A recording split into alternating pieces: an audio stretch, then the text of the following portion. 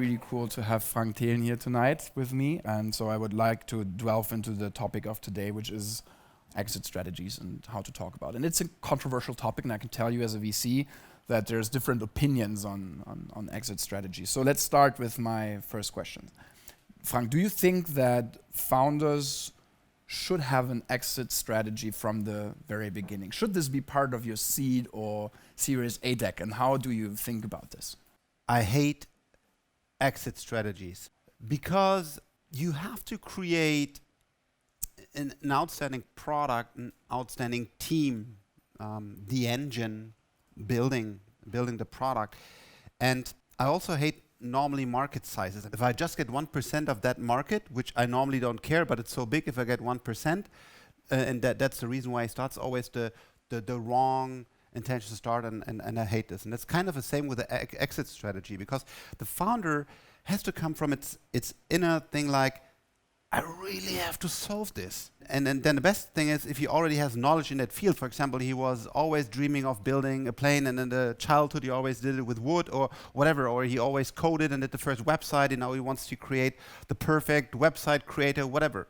So that out of his passion, he says, that's what I want to build.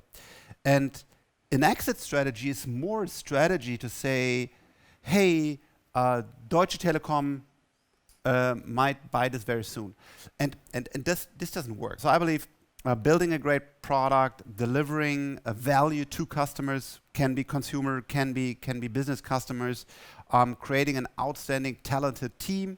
That is, for me, startups. That's what I am about, and that's why an exit strategy I give a shit about. So now, can you walk us through the normal exit process? So what happens, and maybe you can give some examples from these companies, how the exit actually came around. If you bring value, if you focus on your business and you have great traction and you see that things are going, that you're delivering the right stuff, not for your VC or for exit, but just for this is the best we can do right now, then the buyer will find you. And whatever I look to and how we sold companies, and we sold luckily a lot more than these companies, it was most of the time, like 90%, it was like the buyer contacted us.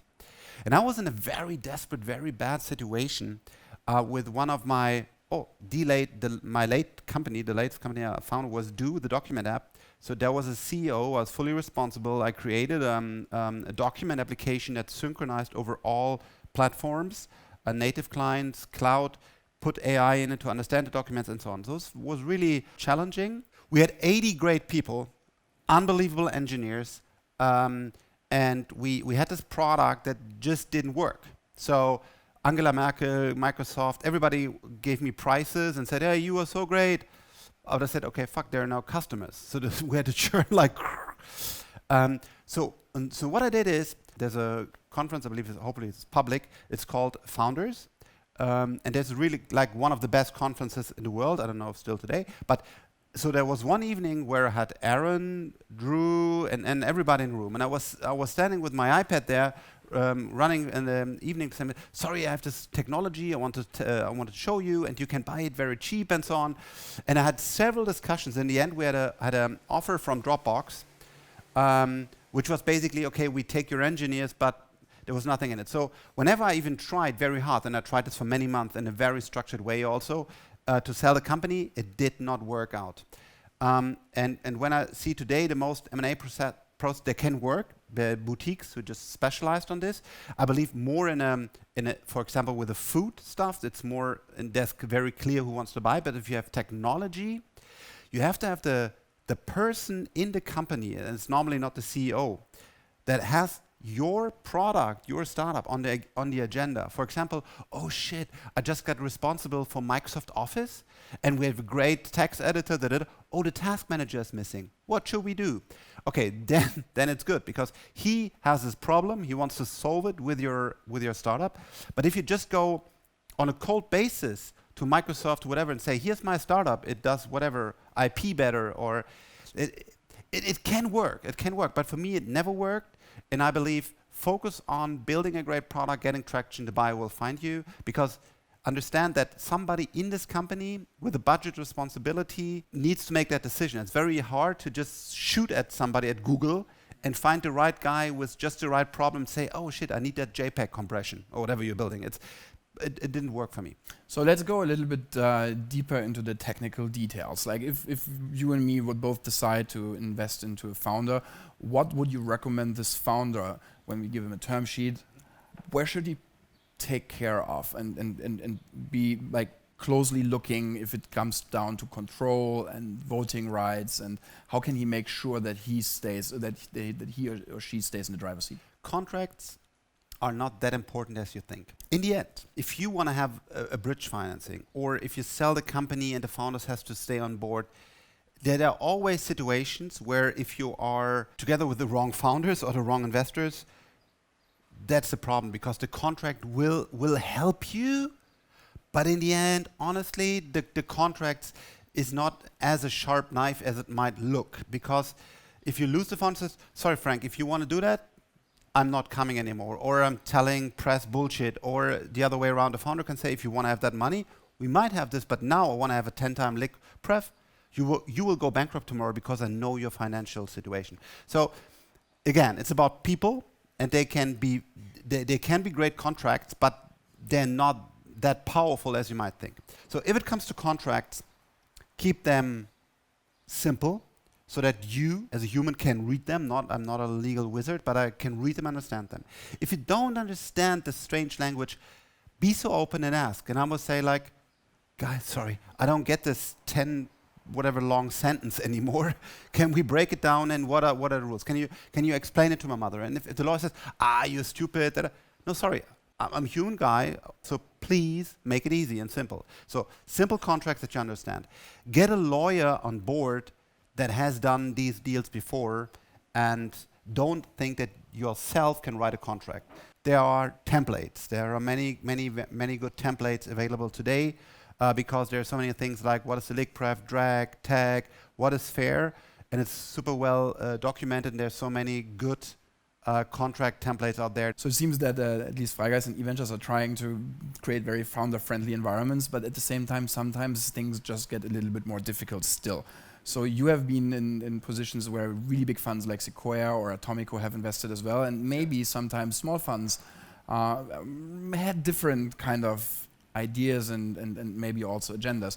How as a founder can you mitigate between misalignments with your investors? Like what's your experience here of dealing with different parties around the table? Just be very, very open, honest, and don't try to dance around it, but just say, I understand your interest, and here's my interest, and it's not aligned, and talk. It comes again to the people. If you have the right investor, you will say, he find a solution.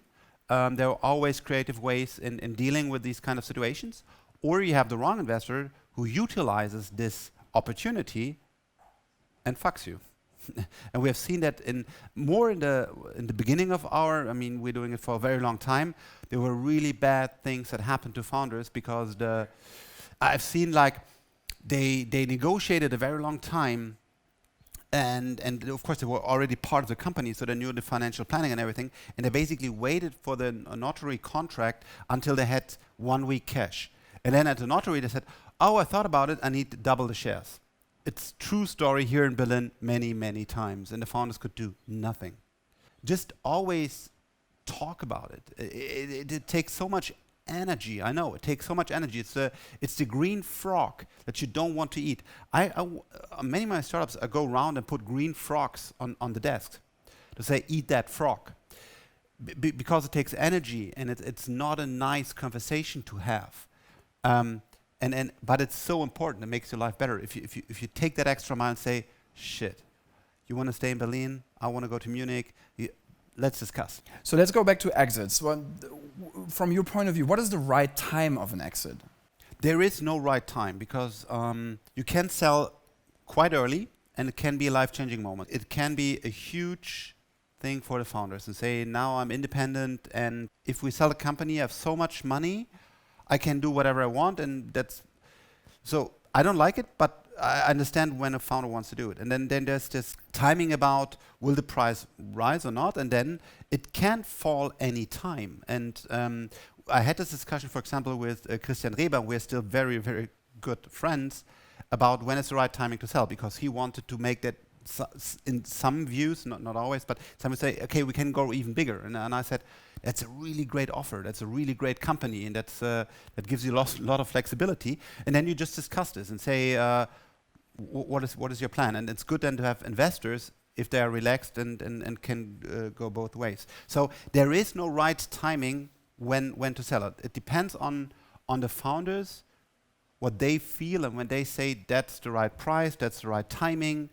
And the more options we give them with secondaries, with you don't need to sell because Vision Fund is giving you 2 billion that you need now, the better. And I believe the founder is making the call, the founder team. But how do you negotiate an exit? Like, what are the best practices and maybe even some do's and don'ts? So, first of all, there is no right price. Especially for technology companies, it's pretty, what's your price, what's the buyer want to buy? There's no fixed model, at least, where you can say that.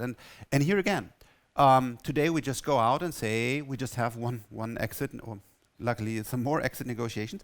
And I said, don't do this. The buyer wanted to play maybe, and then super low ball and low ball, and then he wanted to, I don't know what his negotiation tactics was, and I said, just tell him what is our price and say it's no bullshit, it's our price, and these are the terms. It takes a lot of your attention. You always fool yourself as a founder. No, I will do it in parallel. I still have full focus on the new launch. That's not the case. Sorry, guys. This is really sucking up your time, your mental energy, and it's good if you want to sell a company, but make it a sharp process. That's what we do today, and then say the buyer, also the downsides of the companies, what is the potential. That's why we believe it's a fair price. If you have a different opinion, let us know, but don't do months of bullshit pricing and then trying to fit in the middle. I mean, that drives me to my next question. What would you look for in your acquirer as you are the founder? So what is important for you should check if you actually would make a deal with them? Are you aligned in how this will proceed? And can we find that you, for example, leave? Maybe you want to stay on board and keep the product and discuss this with them. I mean, with this IP Lab example, we did it wrong, and I don't know why. I mean, it was also a culture clash because Japanese people have different ideas about concepts than not bad or worse, but it's just like there was a culture clash. And so talk to them before and understand that the things are aligned. Be honest about what you still want to achieve, what do you hope to get out of that acquisition, and how things will go on from here. And but also, I would say, be rather prepared that things do not work out as well. They can work out well, but if you sell the company, you also have to be honest, which I was also honest, and then you are not the owner anymore. You created a company, you built that company, and then somebody bought that company, and there was a buying price. And then you have to live that somebody else is calling the shots, maybe even better than you. Maybe he's doing the wrong decisions. But if he says, you are no CEO anymore, then it's his decision. If you would summarize the many years of your startup career, what are the top 3 learnings you could share with the audience tonight on selling businesses? Just be honest, be yourself and be straight. And that's something that, unfortunately, the buyer does not see very often, because normally problems are hidden and so on, and if there are challenges, also put them on the table, and that's something that makes you very strong. If you just be relaxed, honest, straight, that's something that the buyer does not see very often, because normally they get told a lot of bullshit, and then they find themselves all the problems. So be honest, be yourself, and just be straight about why this is a good acquisition, why this could make sense, what could be the problems. Focus on the product and the team,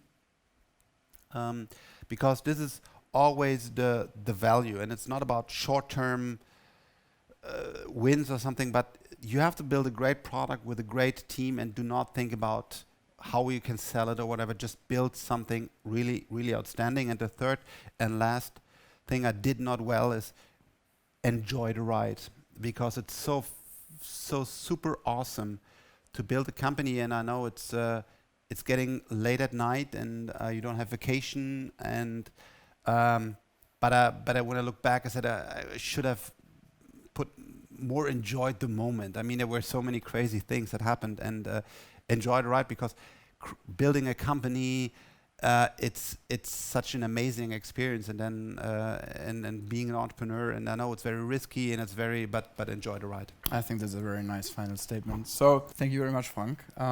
We are coming to an end.